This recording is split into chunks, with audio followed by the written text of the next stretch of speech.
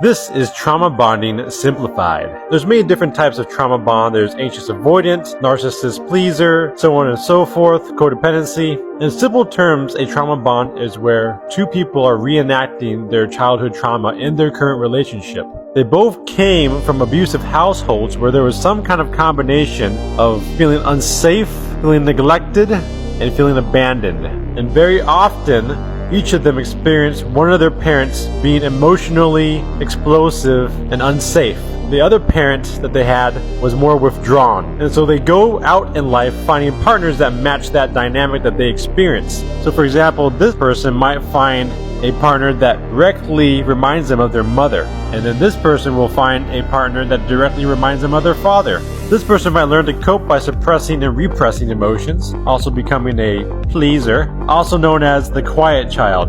This person learns to cope by projecting emotion to control, also known as the loud child. And so they get into what I call the infinite loop of doom, where this person does a certain type of behavior. Let's say, for example, it is not communicating well, not expressing emotions, maybe working too much, hiding in their work. And so that will trigger this person's abandonment wound, not feeling heard, not feeling seen, feeling alone. And so when they feel that way, it's going to kickstart their behaviors to cope with that. Those behaviors might come off as criticizing, complaining, projecting anger, getting emotional. And that will then touch this person's trigger, touching this person's trigger around feeling unworthy, not feeling good enough, feeling unsafe because of this person's emotional outburst. And so that will kickstart this person's behavior pattern to withdraw even more, to run and hide and work and video games, hanging out with other friends, running away or freezing up to try to protect themselves. And then that would just continue to, again, as we saw before, trigger their abandonment wound more.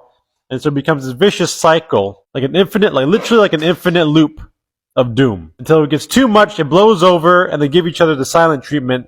They sweep it all under the rug and pretend that everything's okay until the next fight happens. And then the loop begins again and again and again. And if these people do not resolve their own personal trauma that's creating these looping trauma patterns in each other, they will then have children that learn to cope in the same way that they had to cope to survive, repeating the same trauma pattern as their parents. And they have more kids that will then find their trauma counterpart and then keep kicking the trauma down the family tree, like so. So we call generational trauma. And until someone gets to the awareness to want to work on all of this stuff, it will continue and continue and continue. But luckily, if you are one of the few out there that is watching this, is curious about this and wants to work on this stuff, you're one of the rare people that wants to end the cycle of trauma suffering. And that's a beautiful thing. And that's what we're all here for, is to end the generational trauma, to have more love and fulfillment in our lives, but also to pass that on to future generations and the people all around us. Anyways, I'm Brian, and I'm a relationship and spiritual coach.